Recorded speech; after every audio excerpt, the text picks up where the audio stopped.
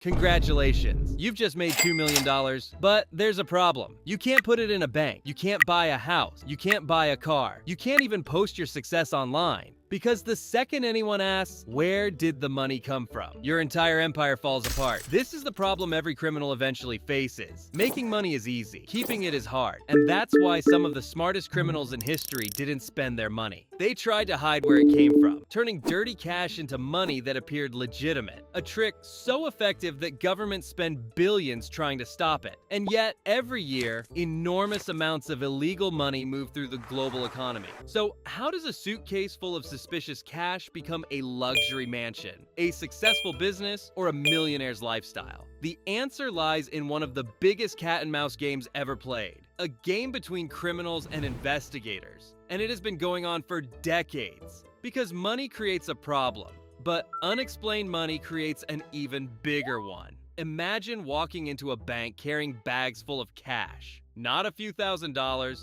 millions. Immediately, questions begin. Who are you? Where did this come from? Can you prove it? Can you explain it? Suddenly, the money that once felt like freedom becomes a liability. Every dollar carries a story. And if that story doesn't make sense, people start paying attention. Banks pay attention, governments pay attention, investigators pay attention. That's why criminals throughout history have spent enormous amounts of time trying to separate money from its origin. Not because they wanted more money, because they wanted to use the money they already had. And this is where the story becomes fascinating. For centuries, wealth has been a symbol of success. The bigger the house, the more expensive the car, the more luxurious the lifestyle, the more people assume you've made it. But for someone holding illegal money, every display of wealth becomes dangerous. The mansion raises questions. The sports car raises questions. The luxury vacation raises questions.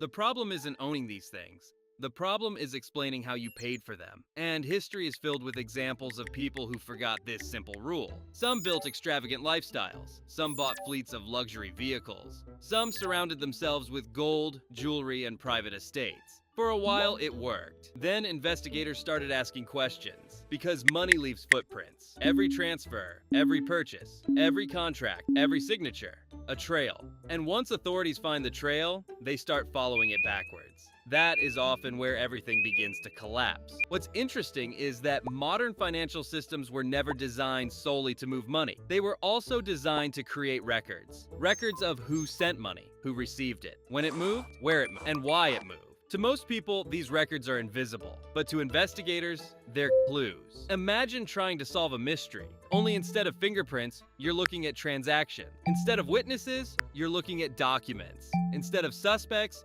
you're looking at financial networks. The money tells a story. The challenge is figuring out whether that story is true. And that's why financial crime investigators often spend years following trails that ordinary people never notice. Sometimes the clues are tiny. A transaction that doesn't match a person's income, a company earning money without obvious customers, a lifestyle that seems impossible to afford. Individually, these details may look harmless. Together, they can reveal something much larger. And that's where the battle begins. Because criminals are constantly looking for ways to hide, and authorities are constantly looking for ways to uncover the truth. As technology improved, the game became more complicated. Banks developed sophisticated monitoring systems. Governments created reporting requirements. Countries began sharing information with one another. What once could be hidden in paper records now exists in digital databases. Every movement creates data. Every transfer creates information. Every purchase leaves evidence. The world became more connected, but criminals adapted as well.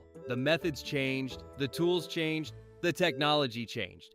Yet the goal remained exactly the same. Make suspicious money appear ordinary. Make investigators look somewhere else. Make the story seem believable. And sometimes, for a while, it works. That's what makes financial crime so fascinating. Unlike movie robberies, there are no dramatic car chases, no explosions, no action scenes. Instead, the battlefield exists inside spreadsheets, bank records, contracts, and databases. A world where a single document can be more powerful than 1,000 witnesses. A world where one mistake can expose years of deception. And mistakes happen more often than people think, because hiding money is difficult. Not for a day, not for a week, for years. The larger the operation becomes, the harder it is to keep every detail consistent. Someone forgets something. A record doesn't match. A transaction stands out. A partner talks. An employee notices.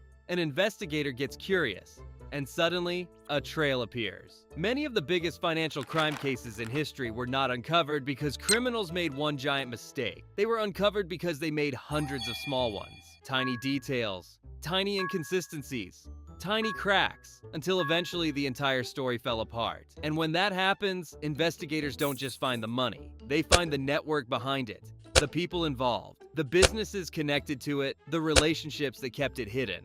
What looked untouchable suddenly becomes visible. That's why governments continue investing enormous resources into tracking financial crime. Because illegal money doesn't exist in isolation. It often connects to larger problems: fraud, corruption, organized crime, scams, and countless other activities that depend on money remaining hidden. Follow the money, and you often uncover something much bigger. Which brings us back to the original question. You have $2 million. You can't explain where it came from. What do you actually own? The answer is surprisingly simple. Not freedom, not security, not success. You own a problem because money only has value when you can use it. And the moment someone asks where it came from, the entire illusion can disappear. That's why the real story isn't about making illegal money. It's about trying to escape its past. A challenge that has existed for generations. A challenge that continues today. And a challenge that becomes harder every time the world becomes more connected. Because in the end, money can travel across borders. It can change hands. It can change form. But its history has a way of following it. And sometimes, that history is impossible to erase.